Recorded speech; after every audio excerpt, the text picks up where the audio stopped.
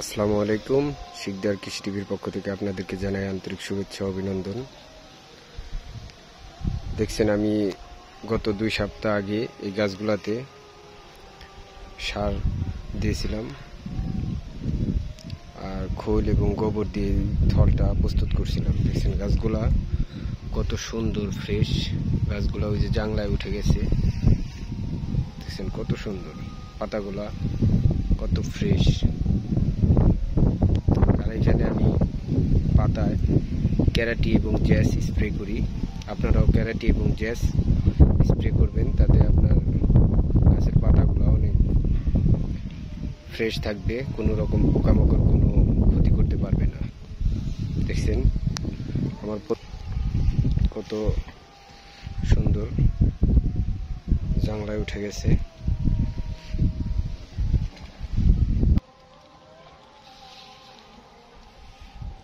দেখছেন কত সুন্দর গাছ হয়েছে। দেখছেন প্রত্যেকটা থলই কত সুন্দর। এরকম আমার প্রত্যেকটা গাছেই জাংলা এখন উঠতেছে। তো দেখছেন আমি আমার পুকুরের চারপাশে জাংলা দিছি। তো আলহামদুলিল্লাহ অনেক সুন্দর গাছগুলা হয়েছে। আপনারা যারা এই মাছ চাষ করেন এবং মাছ চাষের পাশাপাশি আপনারা এই লাউ অথবা মিষ্টি কুমড়া অথবা তরমুজ এগুলা চাষ করতে পারেন। আর যারা এই পুকুরে মাছ ছাড়েন তারা অবশ্যই এভাবে জাংলা দিয়ে কিছু একটা রোপণ করে দিবেন, তাতে আপনার মাছটাও সেফটি থাকবে, কেউ জাল ফেলতে পারবে না। আর এই জাংলাই থেকেও দেখবেন আপনার অনেক টাকা আয় হবে। দেখেন আমার প্রত্যেকটা থলের গাছই কত সুন্দর ফ্রেশ। দেখছেন প্রত্যেকটা গাছই জাংলায় উঠে গেছে প্রায়। দেখছেন কত সুন্দর হয়েছে। আর আমি এই ঘাসের ভিতরে কালাই বুনে দিয়েছি, কারণ আমার নতুন চালা ঘাসের প্রয়োজন আছে, আর ঘাসটাও আমি বিক্রি করতে পারবো।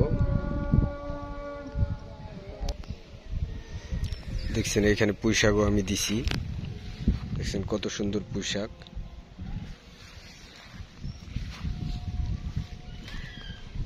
দেখছেন কত সুন্দর গাছগুলা হয়েছে। তো যে সকল ভাইয়েরা মাছ চাষ করেন এবং মাছ চাষের পাশাপাশি এই আপনার পুকুরের সাইড দিয়ে লাউ চাষ করেন, তাদেরকে আমি বলবো, আপনি যদি নতুন চালা হয় তাহলে আপনি বিভিন্ন পদের আইটেমের জিনিস আপনি এখানে রোপণ করতে পারেন। দেখছেন আমার এখানে পেঁপের চারা আছে, পুঁই শাক আছে, আর আমি এখানে থল দিয়েছি। কত সুন্দর দেখছেন ঘাসগুলা এবং গাছগুলা সবগুলাই কত সুন্দর, কারণ আমি এগুলার যত্ন ঠিকঠাক মতো করি।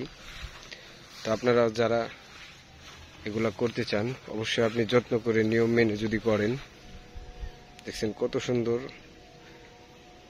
লাউ গাছ, পেঁপে গাছ এবং পুঁই শাক আছে কিছু গ্যাপে গ্যাপে।